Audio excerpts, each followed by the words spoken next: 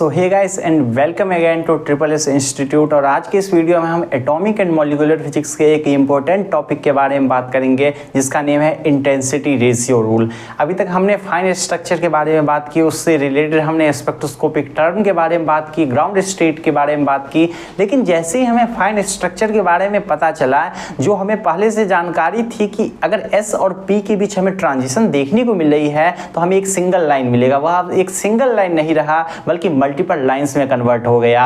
अगर हमने मैक्सिमम हम में से सभी बच्चों ने एक्सपेरिमेंट किया है अपने बीएससी एमएससी में, जहां पे हम सोडियम के D1 और D2 लाइन के बारे में बात करते हैं। मींस सोडियम के P से S के बीच ट्रांजिशन के लाइन की बात की जाए तो वहां पे हमें दो लाइंस देखने को मिलती है जो फेमस लाइंस D1 और D2 के नेम से जानी जाती है। तो इस वीडियो में हम बात करेंगे कि इस दोनों लाइन के इंटेंसिटी के रेशियो को हम कैसे फाइंड कर सकते हैं, और किसी भी जनरली हम किसी भी स्पेक्ट्रोस्कोपिक अगर ट्रांजिशन हो रहा है जहां पे मल्टीपल लाइंस हमें देखने को मिल रही है, मल्टीपल ट्रांजिशन लाइंस देखने को मिल रही है, वहां पे हम इंटेंसिटी को कैसे फाइंड आउट करते हैं। इंटेंसिटी का अगर जनरल मीनिंग की बात की जाए, इंटेंसिटी शो करता है कि कितना ज्यादा ट्रांजिशन होने की प्रोबेबिलिटी है। मींस अगर जितना ज्यादा इंटेंस लाइन हमें देखने को मिल रही है उस ट्रांजिशन लेवल के बीच उतना ही ज्यादा हमें प्रोबेबिलिटी है कि ट्रांजिशन देखने को मिल रहा है। जितना ज्यादा हाई प्रोबेबिलिटी होती है उतना ही ज्यादा हमें हाई इंटेंसिटी देखने को मिलती है।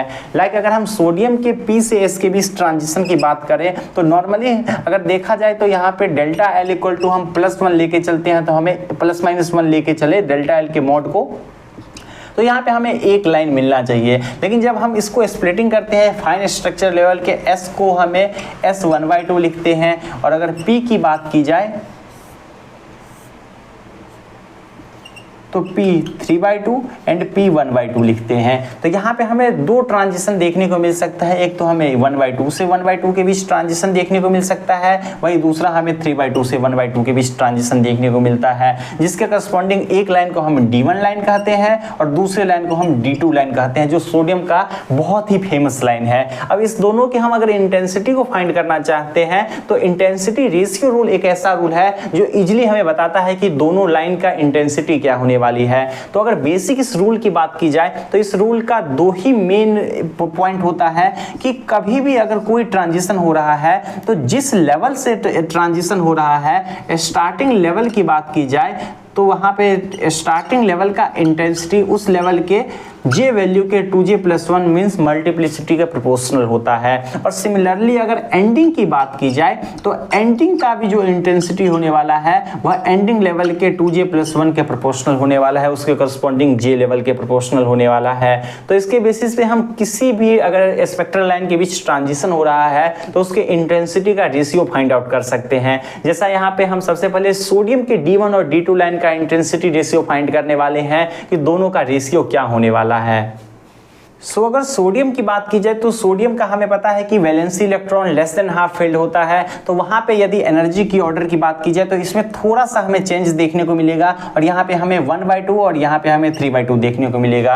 तो 1/2 के करस्पॉन्डिंग जो हमें लाइन देखने को मिलती है वो हमें D1 लाइन मिलती है, और 3/2 के करस्पॉन्डिंग जो हमें लाइन देखने को मिलती है वह D2 लाइन देखने को मिलती है। अब दोनों लाइन के अगर इंटेंसिटी को अल्फा एंड बीटा के करस्पॉन्डिंग सपोज कर लिया जाए तो यहाँ पे हम एक तरीके से इसको अप्लाई किया जाए तो इस रूल का कहना है कि स्टार्टिंग पॉइंट की इंटेंसिटी जो होती है वो ऑलवेज उस लेवल के 2J+1 के इक्वल है। तो सबसे पहले अगर हम इस लाइन की बात करें तो ये जो स्टार्ट हो रहा है ये हमें अल्फा लाइन 3/2 से स्टार्ट हो रहा है। तो अल्फा अगर इंटेंसिटी है तो अल्फा यहाँ पे प्रोपोर्शनल होगा यहाँ पे 2 × 3/2+1 मीन्स 4 के प्रोपोर्शनल होगा, अल्फा प्रोपोर्शनल टू 4 एक हमें रिलेशन देखने को मिलेगा। वही बीटा की बात की जाए तो बीटा का प्रोपोर्शनैलिटी हमें 2 × 1/2+1 मीन्स 2 के इक्वल देखने को मिलेगा। यहाँ पे हम एंडिंग के बारे में बात नहीं करेंगे क्योंकि हमें एक ही लाइन यहाँ पे एक ही लेवल देखने को मिल रहा है और दोनों उसी लेवल पे जाके कोइंसाइड कर रहा है। तो यहाँ से हम अब एक रूल ये भी कहता है कि जो इंटेंसिटी होगा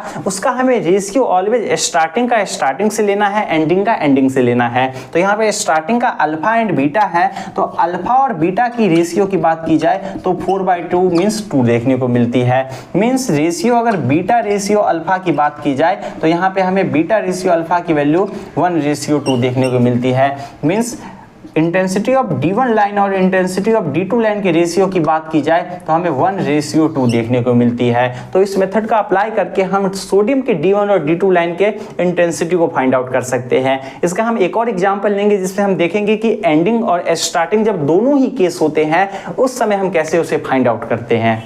हम ट्रांजिशन की बात करें तो हम D से P ट्रांजिशन के बारे में बात करेंगे। तो D लेवल की बात की जाए तो D में हमें 2 लेवल देखने को मिलते हैं, D 3/2 and D 5/2। Similarly P में भी हमें 2 लेवल देखने को मिलते हैं, P 3/2 एंड P 1/2। तो यहाँ पे ट्रांजिशन की बात की जाए तो ये ट्रांजिशन अलाउड होता है, उसके बाद ये ट्रांजिशन अलाउड होता है और ये ट्रांजिशन अलाउड होता है। ये ट्रांजिशन अलाउड नहीं होता है क्योंकि यहाँ पे डेल्टा J की वैल्यू की बात की जाए तो डेल्टा J+2 आती है और डेल्टा J+2 पॉसिबल नहीं है क्योंकि डेल्टा J की वैल्यू 0 ± 1 ही अलाउड होती है। तो यहाँ पे हमें 3 लाइन देखने को मिलती है और तीनों की यदि इंटेंसिटी को A, B और C लिखा जाए तो यहाँ पे हम सबसे पहले C के बारे में बात करेंगे। तो स्टार्टिंग की बात की जाए तो C डायरेक्टली प्रोपोर्शनल होगा यहाँ पे 6 के। सिमिलरली यहाँ पे A और B दोनों एक ही लेवल पे हैं तो इंटेंसिटी को यहाँ पे सम करना है और उसी का रेशियो हमें लेना है। तो यहाँ पे A + B की बात की जाए तो यह प्रोपोर्शनल हो जाएगा 4 के। सिमिलरली एंडिंग की बात की जाए तो एंडिंग पे A और C सिमिलर पॉइंट पे एंड हो रहा है तो यहाँ पे A + C का रेशियो यहाँ पे हमें प्रोपोर्शनल लेना पड़ेगा 4 के। और सिमिलरली यहाँ पे B सिंगल हैंडेडली डाउन हो रहा है तो B को हमें डायरेक्टली प्रोपोर्शनल 2 के लेना है। तो यहाँ पे हमारे पास 4 रिलेशन मिल चुके हैं और जैसा कि मैंने पहले कहा कि हमें रेशियो ऑलवेज स्टार्टिंग का स्टार्टिंग से और एंडिंग का एंडिंग से लेना है। तो उसी तरीके से हम रेशियो ले सकते हैं लाइक A + B/C = 4/6 जो हमारा पहला इक्वेशन होने वाला है एंड A + C/B = 4/2 ये हमारा दूसरा इक्वेशन होने वाला है। तो दूसरे इक्वेशन को सॉल्व किया जाए तो A + C की वैल्यू हमें 2B देखने को मिल रही है, मीन्स A की वैल्यू हमें 2B - C देखने को मिल रही है। और सिमिलरली इस इक्वेशन की बात की जाए तो यहाँ पे इसको हम 3 सपोज कर सकते हैं।